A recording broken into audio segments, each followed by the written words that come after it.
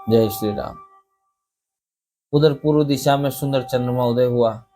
श्री रामचंद्र जी ने उसे सीता के मुख के समान देखकर सुख पाया। फिर मन में विचार किया कि यह चंद्रमा सीता जी के मुख के समान नहीं है। खारे समुद्र में तो इसका जन्म, फिर उसी समुद्र से उत्पन्न होने के कारण विष इसका भाई। दिन में यह मलिन शोभाहीन निस्तेज रहता है और कलंकी काले दाग से युक्त है। बेचारा गरीब चंद्रमा सीता जी के मुख की बराबरी कैसे पा सकता है।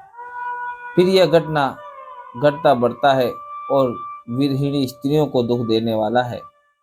राहु अपनी संधि में पाकर इसे ग्रस लेता है। चकवे को चकवी के वियोग का शोक देने वाला और कमल का बेरी है, उसे मुरझा देने वाला है। हे चंद्रमा, तुझ में बहुत से अवगुण हैं जो सीता जी में नहीं है। अतः जानकी जी के मुख की तुझे उपमा देने में बड़ा अनुचित कर्म करने का दोष लगेगा।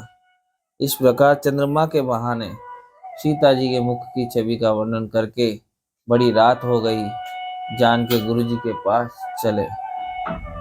मुनि के चरणों कमलों में प्रणाम करके आज्ञा पाकर उन्होंने विश्राम किया।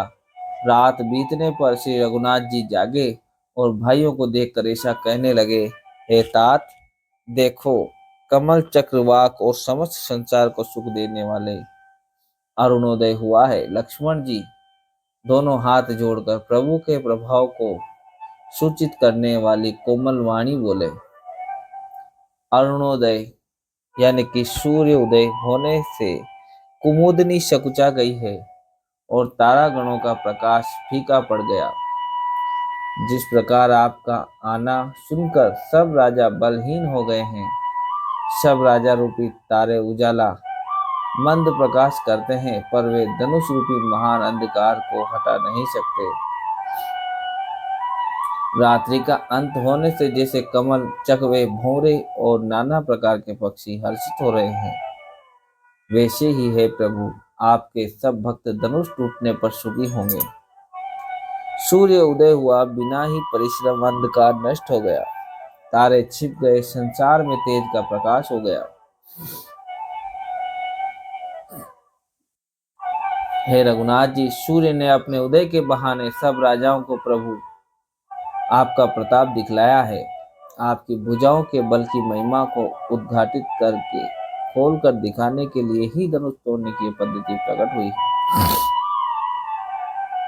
भाई के वचन सुनकर प्रभु मुस्कुराए। फिर स्वभाव से ही पवित्र श्री राम जी ने सोच से निवृत्त होकर स्नान किया और नित्य कर्म करके वे गुरु जी के पास आए। आकर उन्होंने गुरु जी के सुंदर चरण कमलों में सिर नवाया।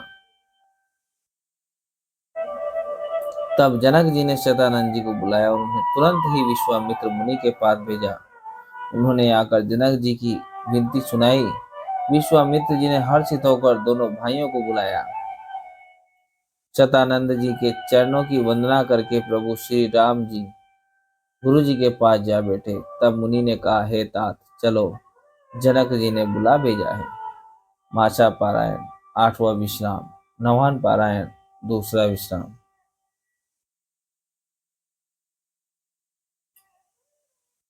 चलकर सीता जी के स्वयंवर को देखना चाहिए। देखें, ईश्वर को इसको बड़ाई देते हैं। लक्ष्मण जी ने कहा, है नाथ, जिस पर आपकी कृपा होगी वही बड़ाई का पात्र होगा।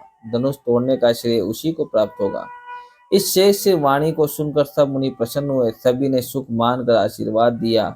फिर मुनियों के समूह सहित कृपालु श्री रामचंद्र जी यज्ञ धनुष यज्ञशाला देखने चले। दोनों भाई रंगभूमि में आए हैं, ऐसी खबर जब सब नगर वासियों ने पाई, तब बालक, जवान, बूढ़े, स्त्री पुरुष सभी घर और काम काज को भुलाकर चल दिए। जब जनक जी ने देखा कि बड़ी भीड़ हो गई है, तब उन्होंने सब विश्वास पात्र सेवकों को बुलवा लिया और कहा, तुम लोग तुरंत सब लोगों के पास जाओ और सब किसी को यथा योग्य आसन दो। उन सेवकों ने कोमल और नम्र वचन कहकर उत्तम, मध्यम, नीच और लघु सभी श्रेणी के स्त्री पुरुषों को अपने अपने योग्य स्थान पर बैठाया। उसी समय राजकुमार राम और लक्ष्मण वहां आए। वे ऐसे सुंदर हैं मानो साक्षात मनोहरता ही उनके शरीरों पर छा रही हो। सुंदर, सांवला और गोरा उनका शरीर है। वे गुणों के समुद्र, चतुर और उत्तम वीर हैं। वे राजाओं के समाज में ऐसे सुशोभित हो रहे हैं मानव तारा गणों के बीच दो पूर्ण चंद्रमा हो। जिनकी जैसी भावना थी प्रभु की मूर्ति उन्होंने वैसी ही देखी। महान रणधीर राजा लोग श्री रामचंद्र जी के रूप को ऐसा देख रहे हैं मानो स्वयं वीर रस शरीर धारण किए हुए हो। कुटिल राजा प्रभु को देखकर डर गए मानो बड़ी भयानक मूर्ति हो। छल से जो राक्षस वहां राजाओं के वेश में बैठे थे उन्होंने प्रभु को प्रत्यक्ष काल के समान देखा। नगर निवासियों ने दोनों भाइयों को मनुष्यों के भूषण रूप और नेत्रों को सुख देने वाले देखा। स्त्रियां हृदय में हर्षित होकर अपनी अपनी रुचि के अनुसार उन्हें देख रही है मानो श्रृंगार रसी परम अनुपम मूर्ति धारण किए सुशोभित हो रहा हो। विद्वानों को प्रभु विराट रूप में दिखाई दिए जिसके बहुत से मुंह, हाथ, पैर, नेत्र और सिर हैं। जनक जी की सजाती है यानी कि कुटुंबी प्रभु को किस तरह कैसे प्रिय रूप में देख रहे हैं जैसे सगे संबंधी प्रिय लगते हैं। जनक समेत रानियां उन्हें अपने बच्चे के समान देख रही है। उनकी प्रीति का वर्णन नहीं किया जा सकता। योगियों को वे शांत, शुद्ध, सम और स्वतः प्रकाश परम तत्व के रूप में दिखे। हरि भक्तों ने दोनों भाइयों को सब सुखों के देने वाले इष्ट देव के समान देखा।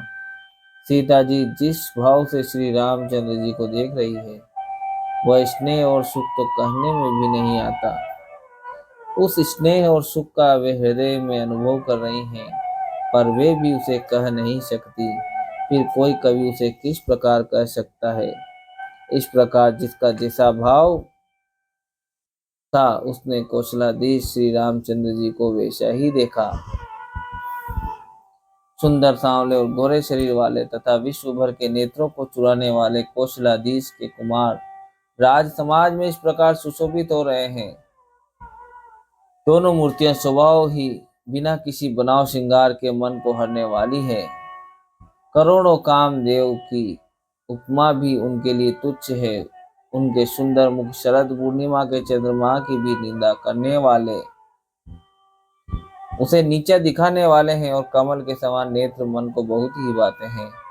सुंदर चितवन सारे संसार के मन को हरने वाले कामदेव के भी मन को हरने वाली है।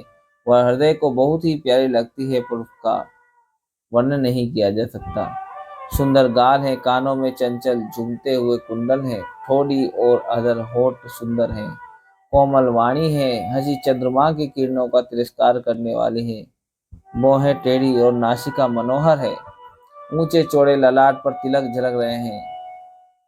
काले घुंघराले बालों को देखकर भौरों की पंक्तियां भी लजा जाती हैं। पीली चौकोनी टोपियां सिरों पर सुशोभित है जिनके बीच बीच में फूलों की कलियां बनाई काढ़ी हुई है। शंख के समान सुंदर गोल गले में मनोहर 3 रेखाएं हैं जो मानो तीनों लोगों को सुंदरता की सीमा को बता रही है। हृदय पर गजमुक्ताओं के सुंदर कंठे और तुलसी की मालाएं सुशोभित है। उनके कंधे बेलों के कंधे की तरह ऊंचे तथा पुष्ट हैं। एंड खड़े होने की शान सिंह की सी है और भुजाएं विशाल एवं बल का भंडार है। कमर में तरकस और पीताम्बर बांधे हैं। दाहिने हाथों में बाण और बाएं सुंदर कंधों पर धनुष तथा पीले यज्ञोपवीत जनेऊ सुशोभित है। नख से लेकर शिखा तक सब अंग सुंदर है। उन पर महान शोभा छाई हुई है।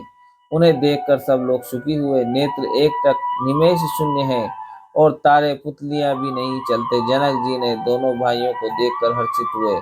तब उन्होंने जाकर मुनि से चरण कमल पकड़ लिए, विनती करके अपनी कथा सुनाई और मुनि को सारी रंगभूमि यज्ञशाला दिखलाई। मुनि के साथ दोनों श्रेष्ठ राजकुमार जहां जहां जाते हैं वहां वहां सब कोई आश्चर्यचकित हो देखने लगते हैं। सबने राम जी को अपनी अपनी ओर ही मुख किए हुए देखा परंतु इसका कुछ भी विशेष रहस्य कोई नहीं जान सका। मुनि ने राजा से कहा, रंगभूमि की रचना बड़ी सुंदर है। विश्वामित्र जैसे इस पर विरक्त और ज्ञानी मुनि से रचना की प्रशंसा सुनकर राजा प्रसन्न हुए और उन्हें बड़ा सुख मिला।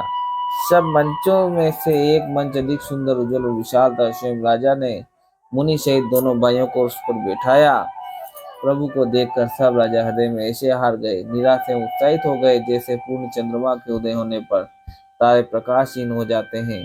उनके तेज को देखकर सबके मन में ऐसा विश्वास हो गया कि रामचंद्र जी ही धनुष को तोड़ेंगे, इसमें संदेह नहीं। जय श्री सीताराम।